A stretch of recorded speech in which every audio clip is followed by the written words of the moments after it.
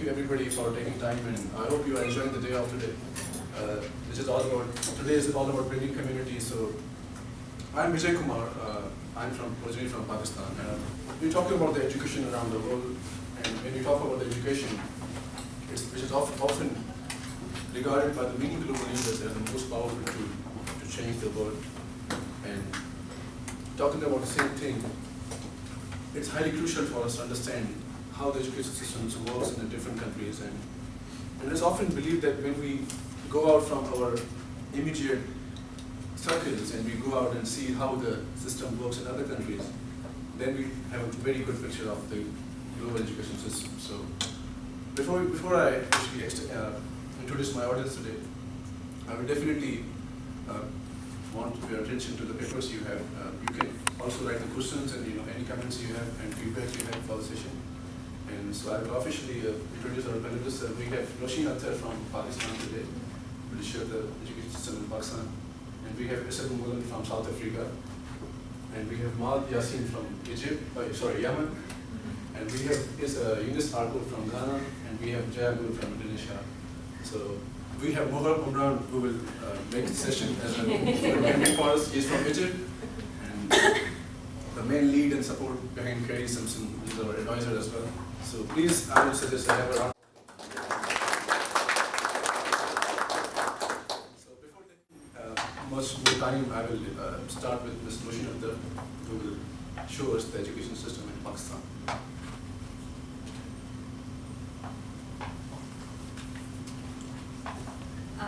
Thank you everyone for giving me the opportunity to share my thoughts about education system in my country. I'm YASSIN. I'm from Pakistan. I belong to northern areas of Pakistan, and it is located at the top of the Pakistan, and it is very next to the China border. And our neighbor countries are Afghanistan, India, and China. It's very easy for us to travel to China because we are very next to China. And this is all about quality of education in Pakistan. As you can see here, different pictures. It's very difficult to describe the education system in Pakistan because it depends on your financial status. Here in this picture, the parents who cannot afford to send their children to expensive schools and colleges, they have this quality of education. They don't have even chairs to sit, and they don't have classroom to study. And this is another type of education. They have all the facilities, even they have computers. They can access to any modern technology. And this is also the qualities of education in Pakistan. And this is about the examination system in Pakistan. In Pakistan, we don't have online exam. All exams are in class. For schools and colleges, we have one exam on yearly basis, and we have to take 8 subjects in class and 6 days in a week. Just Sunday is off. To qualify the class, we have to qualify at least 6 subjects. We have 8 subjects. If we fail 3 subjects, we have to stay in the same class for 1 more year. So, the other thing is about punishments for the students. In our country, for school students and college students, if they miss any class or any assignment, the teachers are physically punishing the students. The punishments are different kinds, like they use their hands, maybe they use sticks for the students. For my personal experience in college, if I missed any one single subject, single assignments or any quiz, I have to attempt 50 times and submit on the next day. It's punishment for us in our college. So the other thing is about the relationship between teachers and students. It's very respectful relationship. We consider our teachers like as our parents, because when like teacher is coming to in our class, we have all of the students have to stand up in respect of the teacher, and when he says sit down, we have to sit down. And the other thing, if we came late into the class, we have to ask teacher, can I come to the class? If he says no, this is totally fine. We cannot argue on his statement. We can go back. And the other thing, if we want to go outside while he is teaching, we have to ask him, can we go outside if we have any problem or any emergency? If we have any emergency, if he is saying no, it's important lecture, you cannot listen. We have to sit down. This is all about punishments and the education system. In universities, we have semester system. In whole year, we have to attempt 2 exams after 6 months. So it's also in our country there are schools just for females and just for male students, and also there is co-education. So there are varieties of education system in our country. So we cannot define a single system. It's very different. Yeah, so Thank you for everyone for your attention. South Africa, to share the education dynamics in South Africa. Good afternoon, everyone. I'm ISABEAU, MALAN. I'm from South Africa. So basically, this is South Africa. I'm from Johannesburg. It's the capital of South Africa. It's also the business hub in South Africa. Okay. So we have a wide variety of options to go to school. Our years works a lot different than here. Our school year begins in January and goes until December with certain holidays in between. So this is the actual college that I went to. It's Tshwane University of Technology. It's only one form of tertiary education you can go to. So what makes this different than to, for example, Rhodes University or Wits University is that it's a combination of both classes and practical classes. It's not just your typical study material. So we've got a wide variety, and Rhodes is very much like UDAC. Okay? So that's how our colleges work. It's a very structured system. It's a critical path. We've got certain subjects per year that we need to complete in order to go on to our next year. And there's between about 90 to 150 students per class, so it's pretty big. It depends from course to course, but it's an average of about 90 to 150 students. Once again, as Nasheen also said, it's a very professional relationship between lecturer and student. We do not go out and have a cup of coffee with our lecturers. It's very much frowned upon. You only go and ask them for advice, maybe set up an appointment to go and see them in their office, and hear if they can assist you with your work. We've got written exams. Nothing is done online. If you miss the exam, you need to go and write a SIG test, or you get 0 for the assignment. We don't have punishments as such, but the lectures are very strict when it comes to attendance, participation in class. They want us to interact with them. So, yeah, okay. Once again, this is the campus that I studied on. Slide missing, but in any case. So, just to say, one of the things that I noticed between the USA and where I studied is that it's very open. There's a wide age group that attends classes. Usually in South Africa, if you go and study, you are directly out of school, you just took a gap year. That is what's generally the age gap. Anywhere between 19 and 24 is acceptable to go and study in a sense. The only time you would see someone that's slightly older is if it's a BTech or someone coming back to finish some part, maybe their masters, their honors, their doctorates. Most people that's a bit older would usually take an online course. We do have online study facilities as well. Our classes are very similar to this, except if it's a lab, and it's about 3 times the size of this. So that's basically what we look at. We've got a lot more face time with our lectures. We've got class from Monday through to Friday. We've got an average of about 3 hours class with our lecturers. And in that time, we need to cover the entire textbook. We need to cover all the material, and we need to then go and study this and rewrite it in an exam. Word for word, put it on a piece of paper.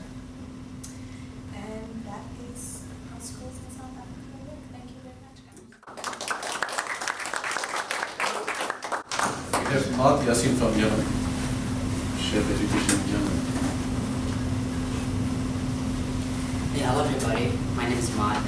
I'm studying high school in Edmonds. I'm from Aden, which is in the very south of Yemen, close to the sea. I just go to the beach every weekend. And that's how my city looks like. This is my favorite spot to hang out with my friends.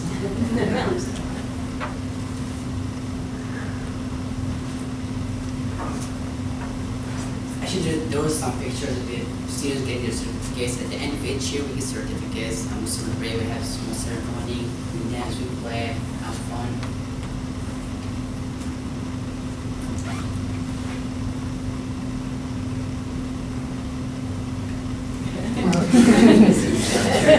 We'll imagine, yeah. Okay. Picture of the high school I went to. Okay, just I want to point out something. We have separate schools for girls and boys. That's how it works. And a typical school day in Yemen starts from 7:30 to 1:30. And we have 8 classes a day.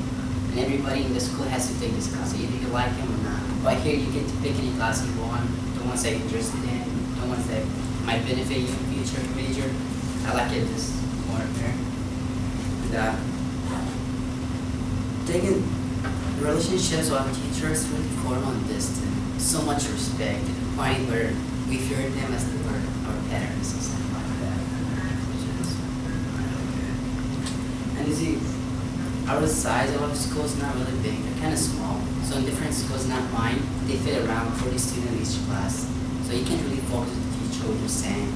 It's not good. By my school, there's around 15 to 20 students. I love that.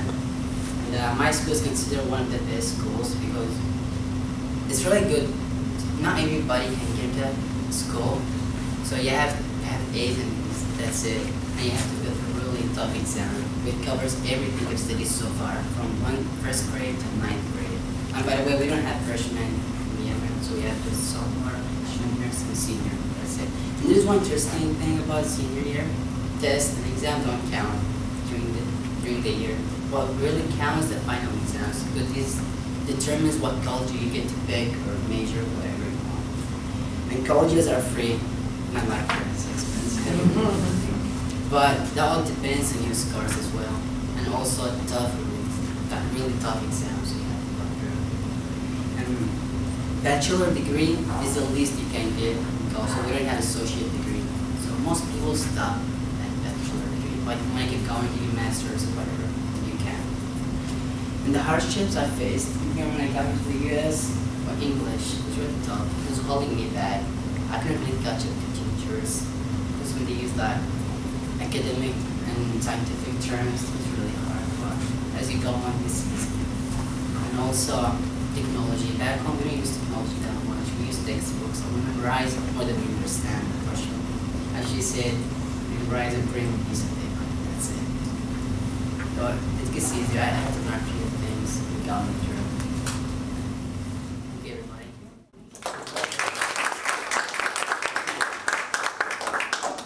Miss Arko from Malan. Akaba, meaning welcome, and you say Medasi. Say thank you. So Akaba. Yeah. Yeah, you passed Akan 101. So let me start by giving you a little autobiography about myself. Journalist, and I'm from Ghana, so that is where I come from, but I was born here. So one thing about Ghanaians are like, if your mom and your dad are from Washington State, and you are born in New York, you are still from Washington State. It doesn't matter where you were born. Your roots come from Washington State, and you just stay there. So I was born here, and I grew up here.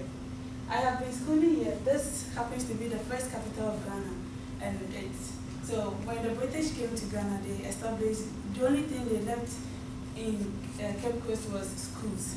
So down here, there were so many schools, and my tribe happens to be one of the fortunate people to interact with the British. So we had so many schools in there, and education started from there until we moved it to Accra here. So currently, this is the capital of Ghana. So I school here, and I've been studying here I live here. I mean, I've been staying here for 2 years on my own in private apartments without my parents. They don't even know where the school is. They don't even know where I stay. So, education in Ghana, like I would say, down here, people are fortunate to have education down here at the southern part, but the northern part is mainly dominated by the Muslims. So, as Muslims as many people know, Muslims, like, I don't want to be like a stereotype. In my country, Muslims give their girls into marriage early at the age of 12 and 12 from 12 grade. So they don't see the essence of taking the girl to school. Why would the girl go to school? So until currently, there are some ministers, some women are becoming ministers from the northern part that is encouraging the girls to, encouraging people to go to take their girls to school, like, oh, women can also be something. So this is my school. I don't know why the picture is so clear. This is my school, and the college. In college, we go to school. We call it polytechnic. In Ghana, we call it polytechnic. It's mainly like it's the practical part. So it's the technical part of the lecture side. The universities are for the lectures and for your research and stuff, but for the polytechnic, you practice.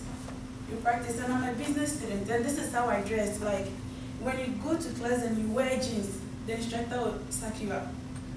So you always have to dress like going to the office. If you dress like in your field. If you are an engineer, you dress like an engineer going to the class.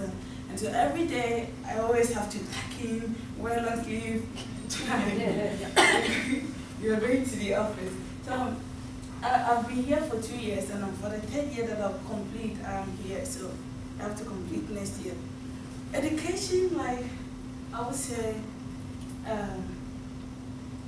go back.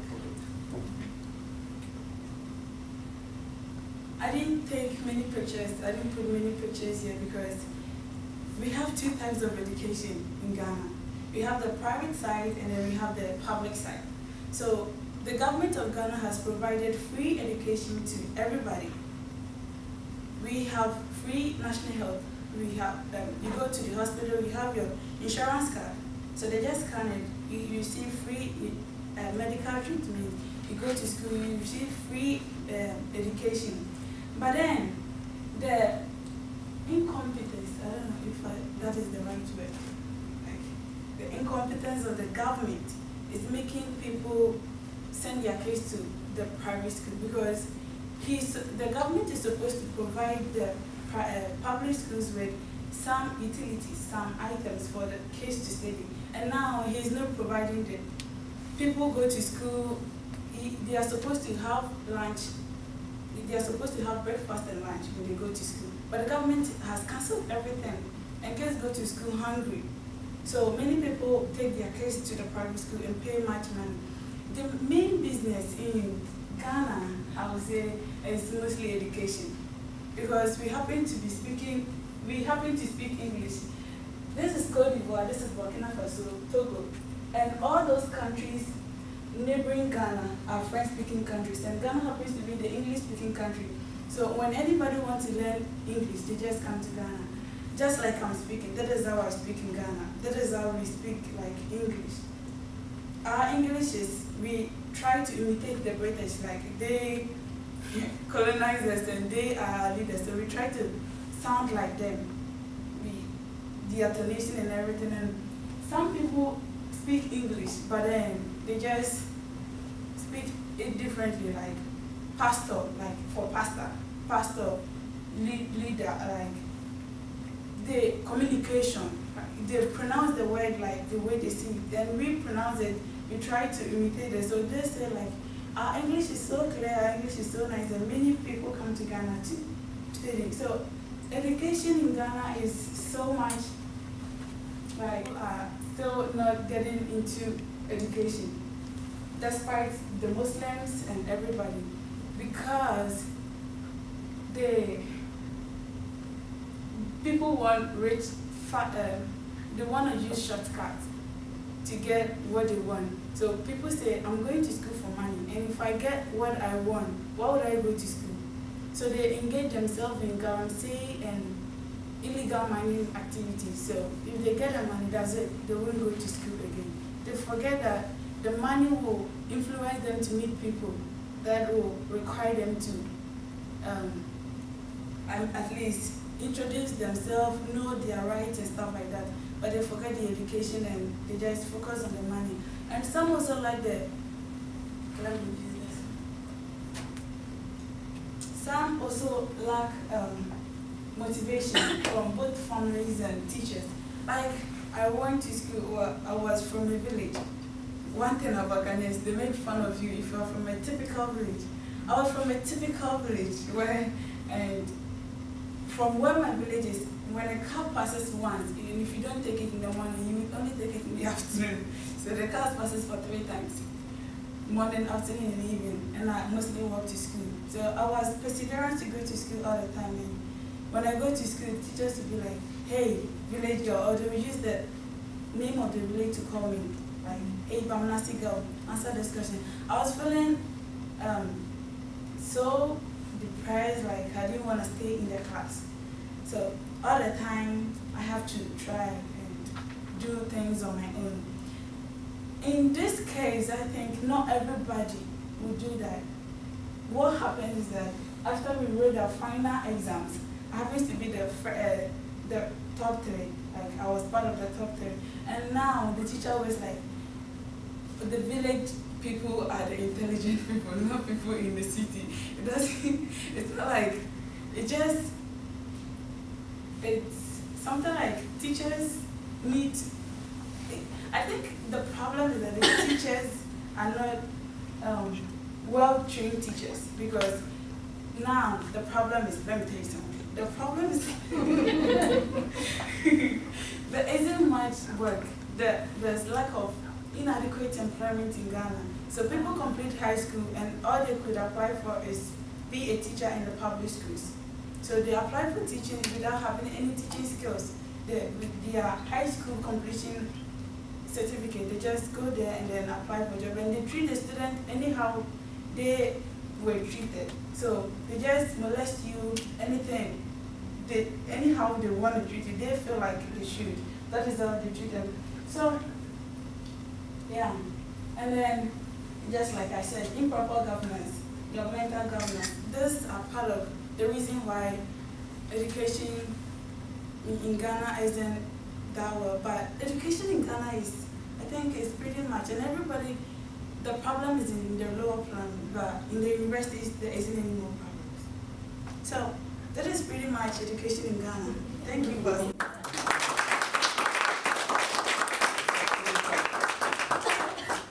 So please welcome JAYA from Indonesia.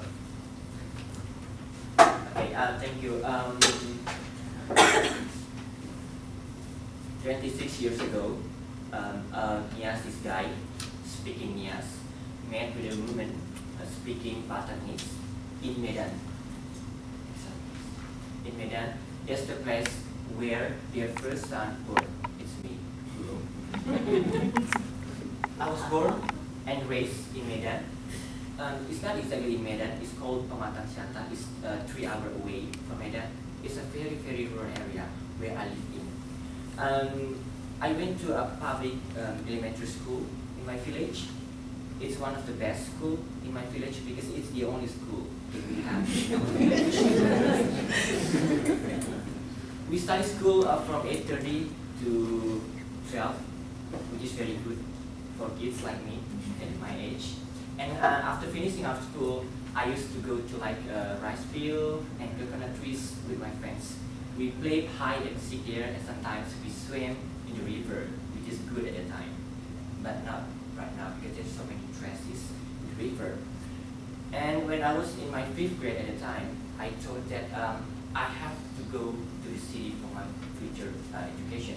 I told my father and my mother that I don't want to have a job like what most people in our village have right now, because I don't want to go to the rice field. I don't want to take care of the buffaloes, the goats. I don't want to harvest the coconut trees, things like that, because well, basically I'm very tiny that I'm thinking I couldn't, catch up all the buffaloes, the goats when they're going around. Because me from behind, guess what I was afraid of. I told to my mom and my dad that I decided to go to the city. They said yes, but you really have to study because the junior high school in the city, they only accepted 25% out of the students from the schools in the city, which is I had to struggle. I learned a lot, all this, and gratefully I was accepted. I was accepted in junior high school in the city, and the first time I studied English because I never studied English before in my elementary school. What I know about English is I love you and I miss you. And it came when I was asked to introduce myself. My name is GULO, I live in somewhere else, and my phone number is, I need to make up my phone number. I didn't know how to introduce myself. So my teacher just like slapped me with a stick, right from this side. It was red for 3 days, but luckily my mom and my dad didn't know about that thing. And I studied studying in public schools, not in private schools, because my parents couldn't afford for the tuition fee for the private school, which is very, extremely expensive in private schools. So I decided to go to high school, which is like 8 hours away from my home. And I said I had to go there. But my parents, they don't allow me because it's very far away, because I was treated like a king. I just studied in my age because I didn't know how to sweep the floor. I didn't know how to wash my clothes, and everything, the foods, the beverages will be available whenever I'm going to sit for breakfast, lunch, or dinner, which is not good for me. I studied hard, and then I get accepted to a public school in senior high school. It was a turning point in my life because I didn't like to socialize with people at the time. In apartment, I had to socialize with people. It was my first time when I sit in a round table with my friends and we watch televisions, and they knew about Beyonce, Rihanna, and what I told them the first time, all the foreigners or the Western people, you all have the same faces for me at the time. And I asked my friend, how can you differentiate between the first singer, is it Rihanna or something, and the next singer, because it's so similar for me. And again, in my senior high school, the teachers only teach us everything in book, which is we have already read before the night before, and I had read it before, and we have to read it again in the classroom. And in the exams, we have to exactly write the answers, what is written in the book, which is good at the time to memorize, but for now, if I'm going to Edmonds Community College and I have to memorize all the things in books, I don't think I can pass the exam. And then in Indonesia, it's my elementary school. We usually have like a flag, like in the middle of the field of our school. On Monday, we must have a ceremony in our schools, from elementary to senior high school, from 8:30 to 9:30 usually. And in Indonesia, we used to wear uniforms, and white and red for the elementary schools, white and blue for junior high school, and white and green for senior high school. Mostly in classrooms, it ranges the number of students from 35 to 40 students in a classroom, which is very big, which is I don't find here in the States. And in the right side, as I told before, we always try to memorize everything in the cupboard, in the blackboard. And then the exam, we have national exams at the end of the elementary school, junior high school, and senior high school, which is considered crazy for all the students because they have a standard, for example, 4.5 out of 10.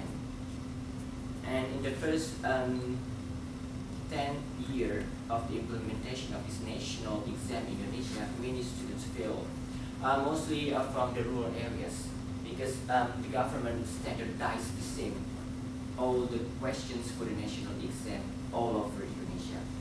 And until now, yeah, our government is still challenged to reform the national exam policy in Indonesia.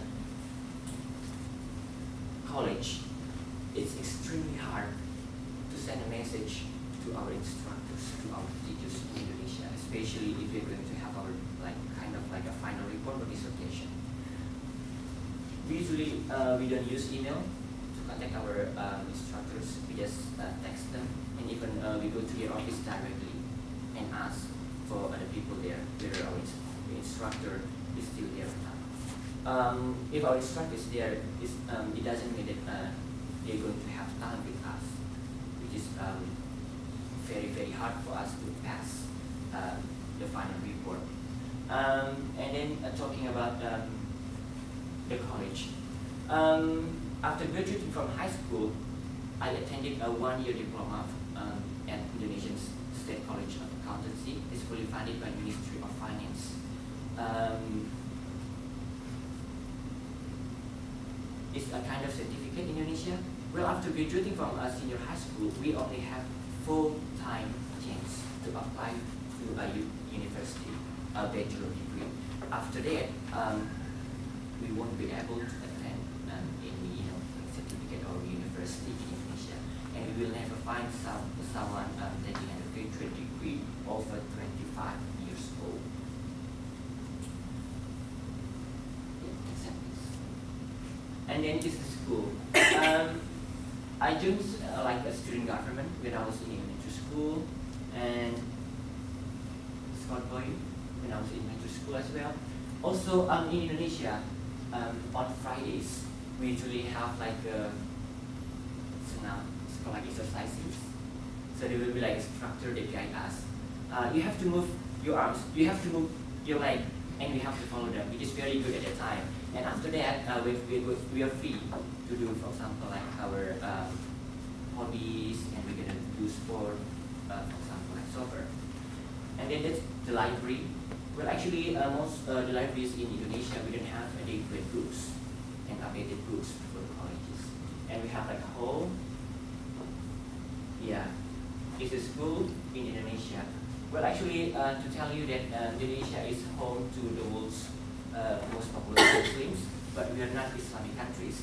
But in Indonesia, we have like schools for Islams and for Christians. But the other religions are welcome to go to these religious kind of things, schools in Indonesia. This is my presentation. Thank you. And the parents for sharing your amazing thoughts about education. I was simply touched by how people in this world have different systems they are coming through and producing their different outcomes, and everything is completely different. So we have around 25-26 minutes for your questions you have from any of the other panelists. So please feel free to raise your hand and ask anything.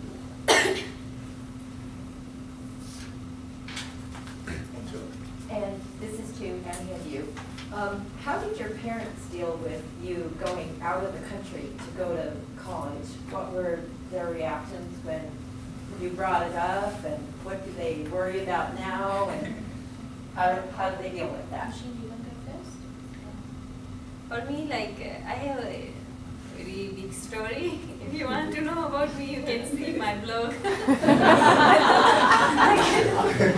I cannot describe it in few words. It was difficult for me to go out of my country, and I had very hard time to get permission from my parents. But finally I'm here. I got permission. I had to work hard, and I had to build trust of my parents. I think that's it. Do you have a blog that you want? Do you really have a blog about it? Yeah, you should.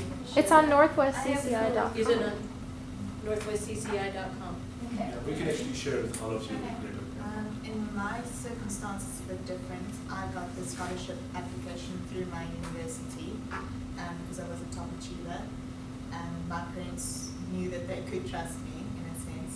they were very open to me exploring new places, going to a different country.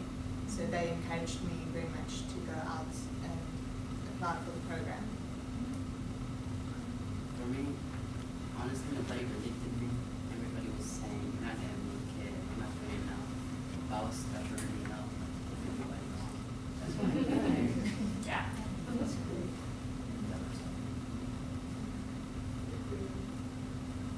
Okay, for me, how do I say this? Like, well, nobody believed it. Like, nobody believed you're going to the US. Actually, they don't even know the school I school in Ghana, the college in which I school in Ghana. They don't know where I stay.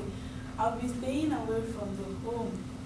Ghana, you stay in the house till you get married. But I've been staying away from the house for 2 years and they didn't know where I stay, where I school. So nobody believed it. I told them I needed this. Please help me with this, and they were like, why don't you just give up? Like, it's not gonna work.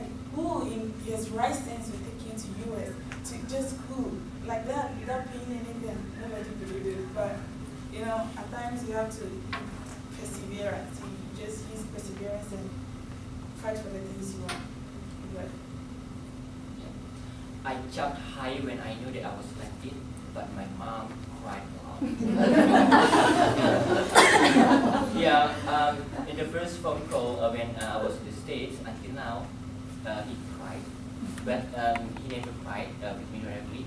But when I asked my brother what's going to happen with my mom after calling me, he still cried a lot. Yeah. Any other questions, please? I really appreciated the paper. Thank you to hear you all. I've had the luxury, all that, to have taught in other countries. And so what I put down was our word, culturally relevant pedagogy, relevant coursework. What is the coursework actually like in your respective countries? And what are we like South Africa and the other ones? Do you see what's the application of it? Are you just studying ancient history? I mean, is it relevant cultural history, pedagogy, your coursework, just in general? Sorry, I'm not very articulate. Just trying to ask you, what did you study? Because our kids here would say, this has no meaning to me. And what I discovered teaching around the world is kids say, this has no meaning to me.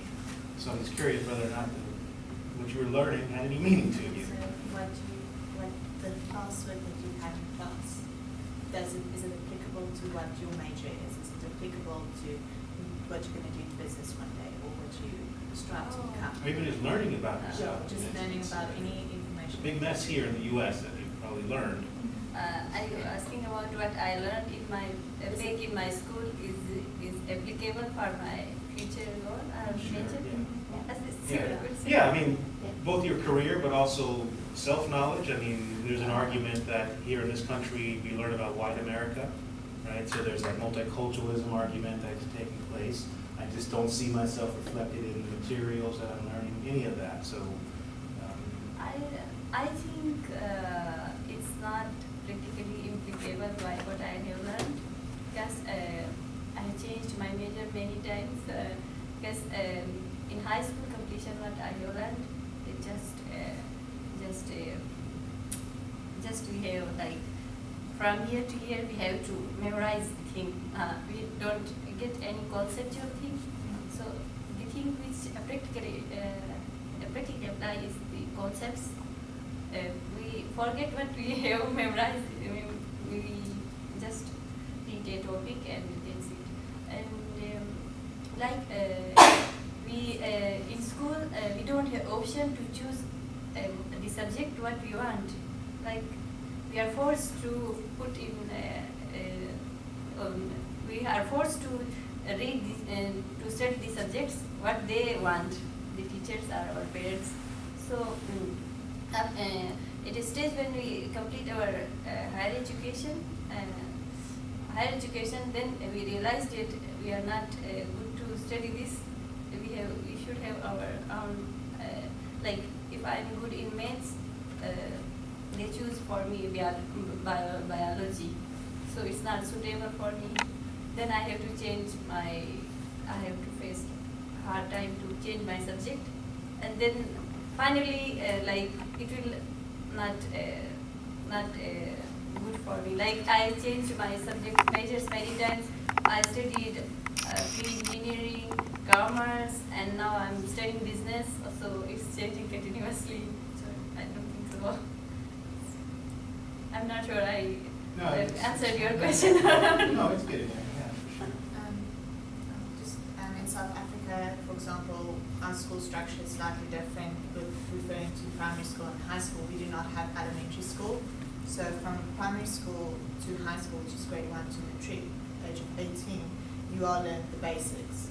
When it comes to tertiary education, depending on where you go and study, whether it's a college like Edmonds or a University of Technology or normal university, it's all guided path. So you do not choose the subjects, you choose your respective course, either engineering or whatever, but each year will be Math 1. You will have math for that entire year. A lot of the stuff that we do learn is not necessarily always applicable when you go out and work, but that's why we do have the technology universities where you have to go and work and see what is applicable and what isn't. So there is things that to an extent is applicable, but they try and educate you to go and find out exactly what works best for you in that industry.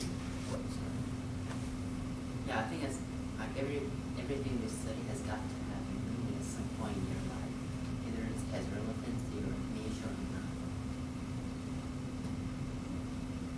Well, I would say that in Ghana, we study a lot.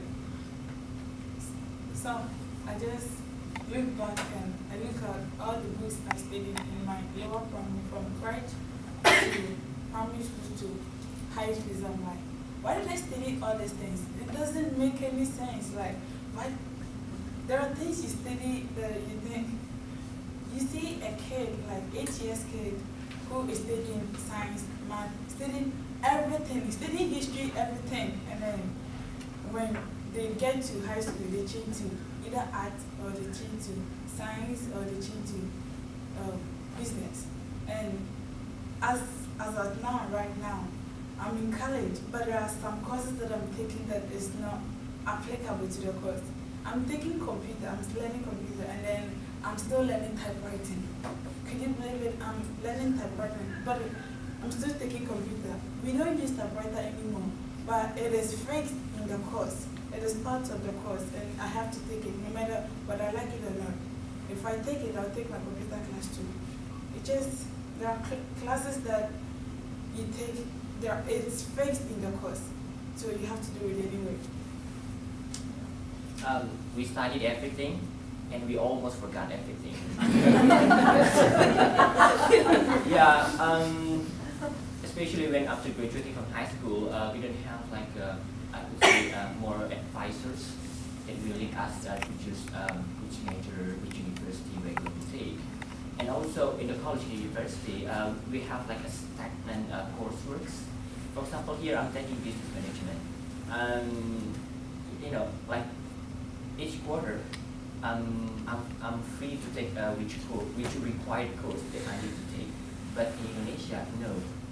In this quarter, you have to take these courseworks. The next quarter, you have to take these courseworks. We cannot, and also we don't have elective courseworks in Indonesia, which is here.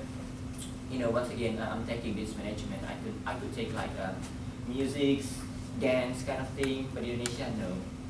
There's no such courseworks. Thank you.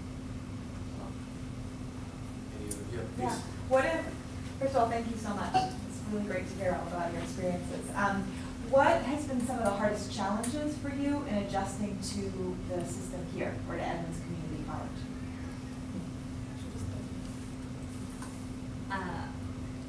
For me, like, it's not so much challenging because we easily adjust in it's very easy environment. There is no strict final exam for a lot of, we have to study a lot of chapters, memorize a lot of chapters and then go to the exam. It's not that we have to, like, every day we have to do quizzes and that's it. So it's very easy and very, it has very practical implication and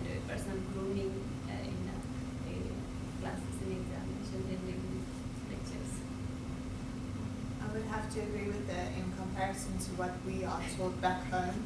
This is a breeze. This is very, very easy.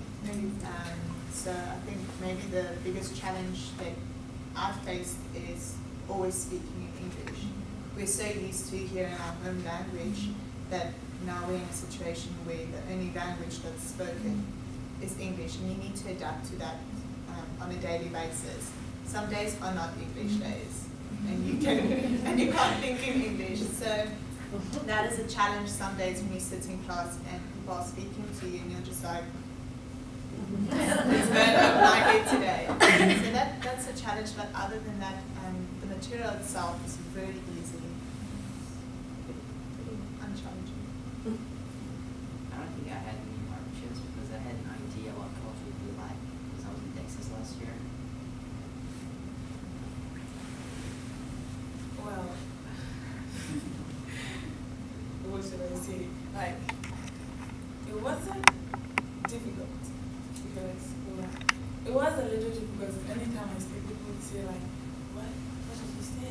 Like, I pronounce the words, and if I say Peter, they'll be like, what is Peter? I say Peter. Say water. I say, what is that? I say water. Because it just the tonation here and with the academic and the classwork, the difference is the difficulties in my country. We use 6 months, 5 months, and we use the semester for 5 months classes. So you relax, going to class, you relax, and on the final day you choose the book, you memorize everything, and then after writing it, you forget everything. But here, every day you have to keep up. When the class starts, you have to start yourself to face in the class. Every day you need to make research, work. But for all the research are done at the latter part when you're going to graduate. That is where you get super busy. But here you have to be busy all the time. We have classes from 8:30 to 2:30 from Monday to Friday. No day, free in between. But here in Edmonds, I enjoy studying here because I have 3 days free in a week. And in Indonesia, we always have to finish our assignments after finishing class. But here, I can go down to Edmonds, grab an ice cream, and walk to the beach. It's very good for me. And I think still English is one of the biggest challenges for me. Well, what I feel now, I can a little bit understand what you guys talk about to me. But sometimes I pronounce the words incorrectly. But I think I will get better as soon as I learn more with experience. Sure. So I was in the military and I went to Afghanistan for a year, and going there wasn't really an adjustment, it was fine. But when I came home, that was the adjustment. Are you guys anticipating having to readjust when you return back home? I think it is very difficult to readjust because we easily adjust here. It's not hard for us to adjust in this environment. And when we will go back, we have to readjust in that education system and in that environment because here is also equality for us, especially for girls and boys. We can easily go to market alone. We don't need to ask anyone to go to. We have to go somewhere. And in our country, we have to ask before, at least before 2 days, that we have to go to market. We have to buy something. And this, and also in schools, like I forget to. It's not the answer of your question, but I forget to mention that the one challenge I faced here is to meet the deadlines. Because in our country there is no deadlines we have to follow every week, but here we have to follow deadlines. But we will go back to our country, we have to readjust in whole system again. So it's difficult, I think. And your mind needs to start thinking in the way it used to think. And you need to react in a different way. So I think whether it is on a personal level or whether it's education, there will definitely be adjustments that need to be made, that I think we will be able to face challenges when it comes to our education a lot better. So. I haven't thought about that because I can't go back to my country because of conflicts and the situation there's really terrible. So I'm staying here. Well, I've been thinking of it. Last 3 days ago, I was lying on my bed and I was like, okay, so if I go back home, I'm going to be the old me, so I'm the new years. You know, I have studied the individualistic lifestyle of the US. Actually, I was individual, but then I grew more quiet and spend my time with my laptop. I go out, use my phone, buy things from eBay. It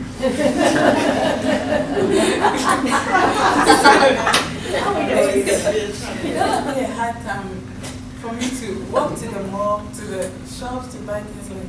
So I was wondering, how many work am I gonna have like every day working with? Because I don't work much here. Just everything you take a bus. The bus we don't have bus system in Ghana. We have taxis, and taxis they tax you. They charge you according to. Sometimes they look at your dress and this person is so rich, so let me get it. So I was just thinking, how am I going to adjust to that? How I was wondering. I haven't come up with a plan yet. Having been living in several cities in Indonesia has made me learn a lot in that cities because it's very different in Indonesia.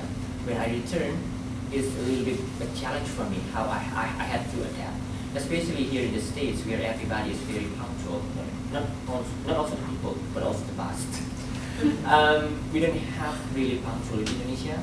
That's why when I will return home to Indonesia, I will just to be firm to my whatever that I'm going to make an appointment. And whenever we will meet at night, we will have to meet at night because in Indonesia we will make an appointment at night. Probably we will end up meeting someone at 10, probably at 11. So that's every good time. That's every good time. I think we can get 1 or 2 more questions from you guys.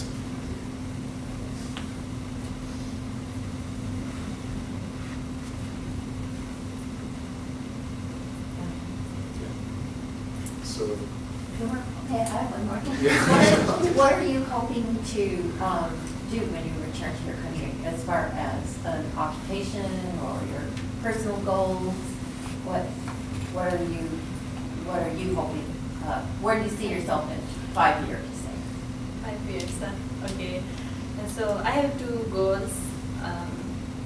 One is my personal goal. That is, I want to run a my own organization in my area, in my place. So especially for girls, only for girls.